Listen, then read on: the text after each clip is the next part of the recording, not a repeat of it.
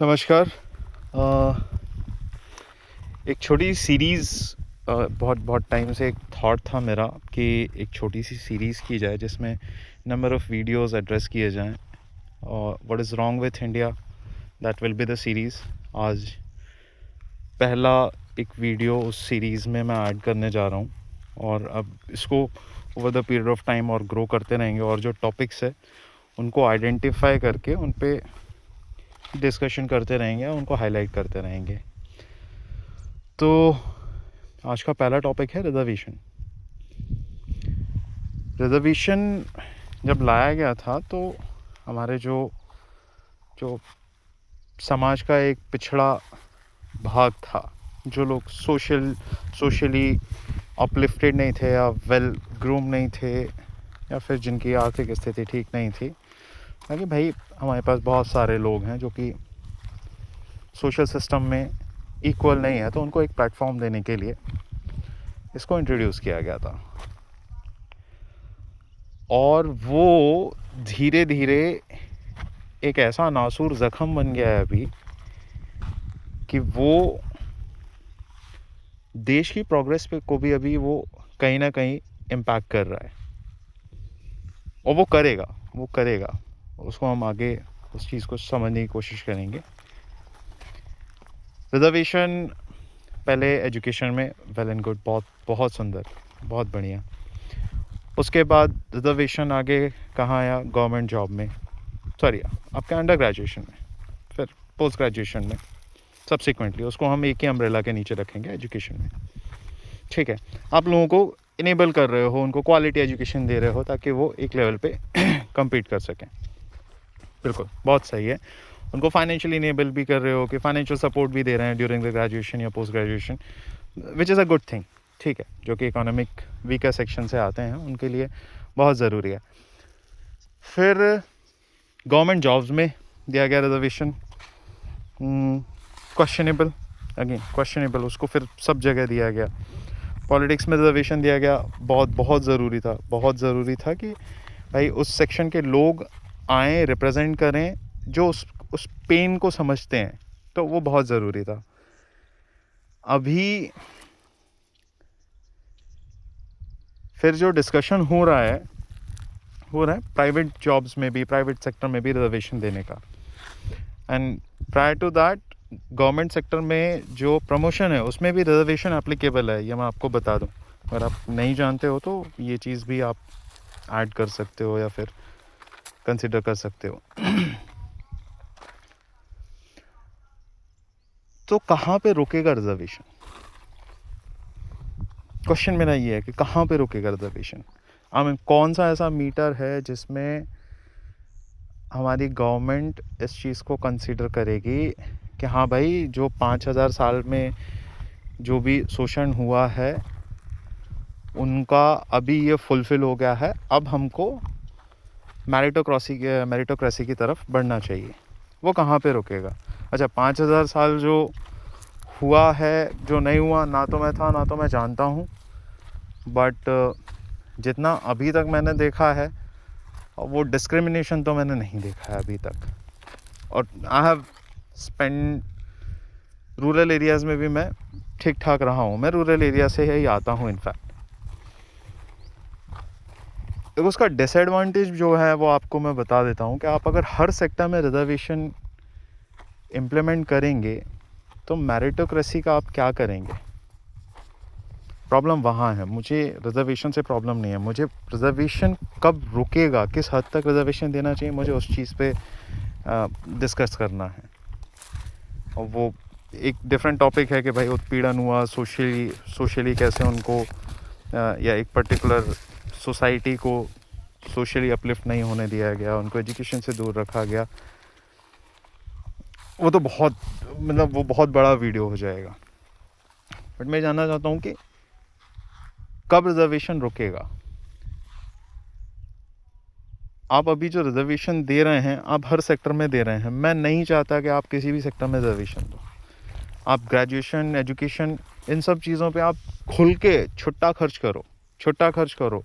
लोगों को बोलो कि भाई वो अपने आप को अपलिफ्ट करें, उनको तैयार तो करो कंपटीशन के लिए। आप एक बच्चे को चलना नहीं सिखा रहे हो, आप एक बच्चे को गोदी में उठा लिए हो और फिर उसको बोल रहे हो कि अब हम तुमको सर पे बैठा लिए हैं, अब मुंह तो सबके ऊपर। वो क्यों चलेगा बच्चा? आपसे वही कहना चाह रहा हूँ, रिजर्वेशन किस एक्सटेंट तक सही है ये डिबेट होना चाहिए। रिजर्वेशन गलत है या सही है ये डिबेट का टॉपिक ही नहीं है। घराना पूरा, घर बार पूरा सेंट्रल गवर्नमेंट एम्प्लॉई है, IAS है, IPS है, बच्चा IAS UPSC प्रीलिम्स में रिजर्वेशन ले रहा है, मेंस में रिजर्वेशन ले रहा है, नहीं ले रहा, फर्जी सर्टिफिकेट। क्या चल क्या रहा है भाई, चल क्या रहा है? और प्राइवेट में रिजर्वेशन लेके आओगे ना आप, आई एम टेलिंग यू भाई, आउटसोर्स करने के लिए ना अभी इंडिया से भी चीपर ऑप्शंस हैं। और चाहिए, मैं आपको बता देता हूँ, इंडियन गवर्नमेंट यहाँ से ऑन साइट भेजेगा कैपेबल एम्प्लॉयज़ को चीपर कंट्रीज़ में, वियतनाम है जैसे, वहाँ पे भेज देगा लोअर वेजेस पे। कम से कम उनको ये तो डर नहीं रहेगा कि भाई उठा के अगला बंदा कोई मेरे ऊपर कुछ भी लगा देगा तो मैं तो फिर जेल में बैठा रहूँगा, मेरा तो करियर ख़त्म है।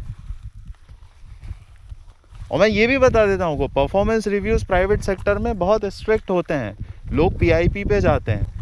आप वहाँ रिजर्वेशन लेके आओगे ना, अगला और मैं आपको बता देता हूँ, मैं अगर मैनेजर हूँ, मैंने किसी रिसोर्स को PIP पे डाला है और अनफॉर्चुनेटली और फॉर्चुनेटली वो अगर ST SC कम्युनिटी से निकलता है, वो सबसे पहले मेरे ऊपर ST SC एक्ट लगाएगा। वो परफॉर्मेंस, क्योंकि वो है ही नहीं ना, और कंपनीज अपने आप को प्रोटेक्ट करती हैं, वो इंडिविजुअल्स को प्रोटेक्ट नहीं करती हैं। They will cut me loose at any given point of time. But वो PIP पे बात नहीं होगी, तो मतलब मैं PIP पे नहीं रख सकता। बंदा अगर skill wise up to mark नहीं है, मैं उसको इनपुट्स नहीं दे सकता हूँ, उसको क्रिटिसाइज़ नहीं कर सकता हूँ कि this is the incorrect work of yours, यहाँ पे करेक्टनेस चाहिए है, यहाँ पे कोड एफिशिएंसी में इशू है, यहाँ पे कोड आपका प्रॉब्लमेटिक है, वहाँ पे उसको। तो आप एक बैसाखी वाला बंदा मेरे को दे रहे हो और फिर मैं उसकी दूसरी बैसाखी बन के उसको चलाता रहूँ, तो बिजनेस क्या करेगा भाई?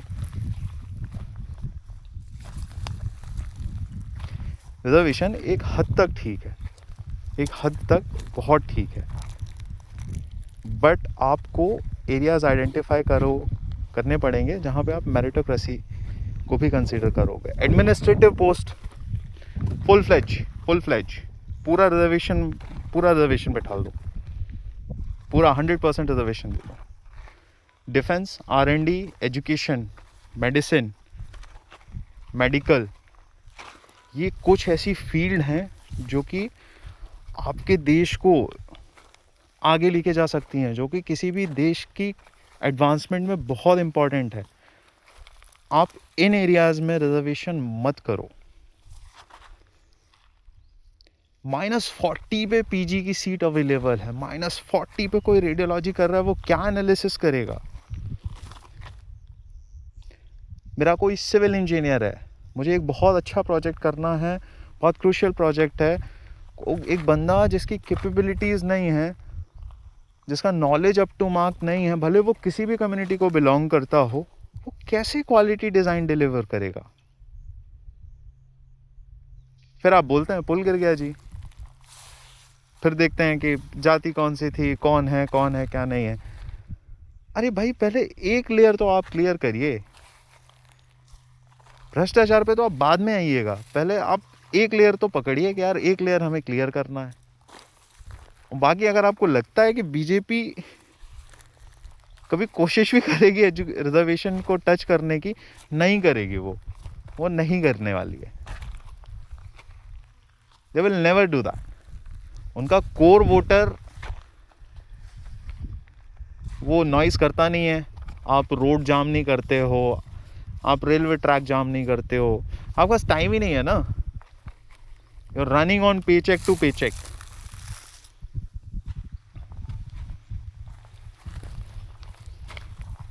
बाकी जो रिजर्वेशन कम्युनिटी से बिलोंग करते हैं, भाई आप भी देखो कौन रिजर्वेशन का फ़ायदा ले रहा है।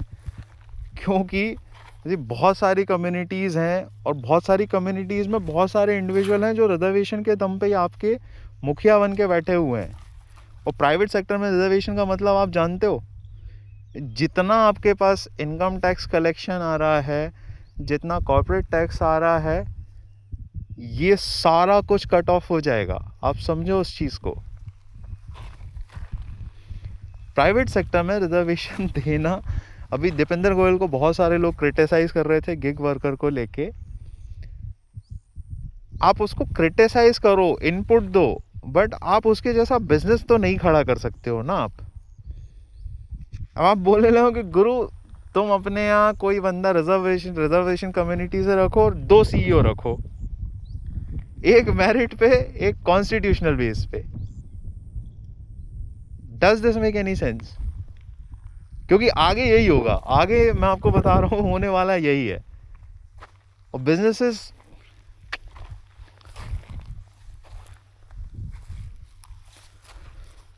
सोचने की ज़रूरत है रिजर्वेशन पे कि हमें कहाँ फुल स्टॉप करना है उसको, और बहुत ज़रूरी है। It's a need of the hour. हम पहले ही बहुत मतलब सब स्टैंडर्ड का वर्कफोर्स है हमारा, ऊपर से हम जितना सपोर्ट दे रहे हैं अपने वर्कफोर्स को कॉन्स्टिट्यूशनल बेस पे, उनको सिर्फ वो निकम्मा बना रहा है और कुछ नहीं कर रहा। तो ज़रूरी है, थॉट देना बहुत ज़रूरी है। आप खुद सोचो ना, आप खुद सोचो यार कि आप किसी अनक्वालिफाइड बंदे से या जिसके पास कम नॉलेज है, आप उससे क्यों ही अपने घर का डिज़ाइन बनवाओगे, या क्यों ही अपना इलाज करवाओगे, या क्यों ही ऐसे फ्लाइट पे बैठोगे जहाँ पे बंदे को पूरा नॉलेज नहीं हो। बस वो क्वालिफाइड है क्योंकि कॉन्स्टिट्यूशनली वो क्वालिफाइड है, but knowledge wise does this make any sense? हमें रिजर्वेशन से मेरिटोक्रेसी की तरफ जाना पड़ेगा। अगर नहीं जाते हैं, इवेंचुअली ये होगा कि हमारे यहाँ की जो मेरिट है वो अभी तो जा ही रही है। High network, ultra high net worth वाले लोग वो तो जा ही रहे हैं। स्लोली वी विल सी कि बाहर लोग भले टॉयलेट साफ़ करने के लिए जाएं, पर जाएंगे ज़रूर, क्योंकि उनको पता है बाहर हम कुछ ना कुछ तो कर ही लेंगे। क्योंकि बाहर शायद कुछ दूसरे सेट ऑफ प्रॉब्लम हो, पर ये जो प्रॉब्लम है ना, इसमें तो हम लड़ भी नहीं सकते हैं जनरल कैटेगरी वाले। तो ये उनका थॉट प्रोसेस रहेगा इवेंचुअली। तो गवर्नमेंट तो नहीं करने वाली है, बट अगर आप इस थॉट प्रोसेस को लेके चलेंगे तो ये आपके लिए बेहतर है। शिक्षा शेरनी का दूध है, जो पिएगा वो दहाड़ेगा। बट मेरे को शिक्षित मिलते ही नहीं है ना, प्रॉब्लम तो वो है। आप एक ही डायलॉग पे चले जा रहे हो, भाई शेरनी का दूध पी लिया, अब दहाड़ो तो दहाड़ने पे क्या कर रहे हो? सिर्फ इधर उधर धरना दे दिया, नारा दे दिया। अभी नॉलेज कहाँ है भाई? कहाँ है नॉलेज? आप अगर शेरनी का दूध पिए हो, दहाड़ रहे हो, तो मेरिट की बात करो ना, आप मेरिटोक्रेसी की तरफ देखो ना। क्यों आपको फिर रिजर्वेशन चाहिए?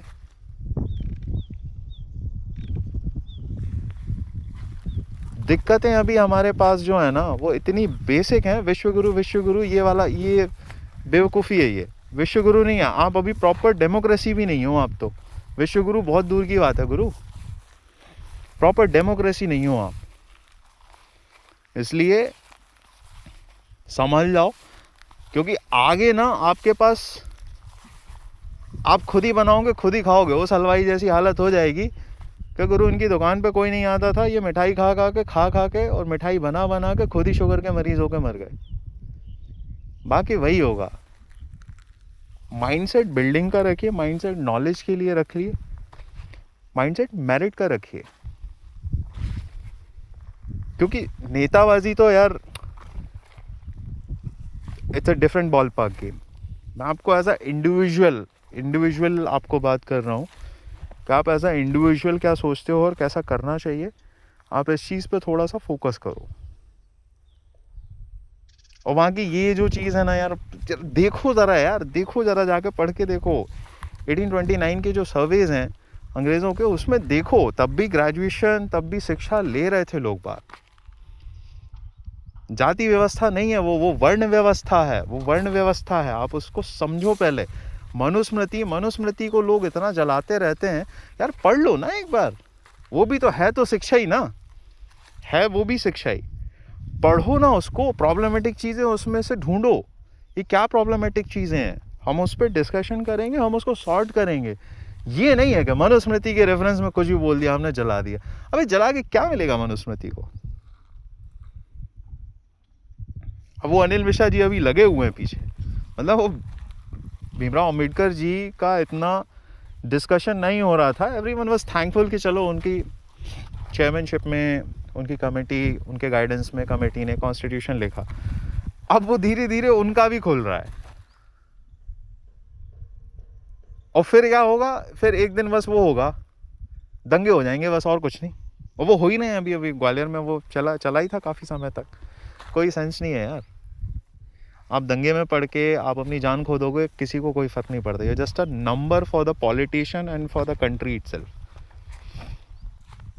आप जस्ट एक नंबर हो, अनलेस आप मतलब बहुत बड़े ही कोई बिग शॉट हो तभी हो, नहीं तो आप जस्ट अ नंबर हो, एक पॉपुलेशन का नंबर हो बस। आगे चलती रहेगी बातें इस पे, ख्याल रखिए अपना। Thank you.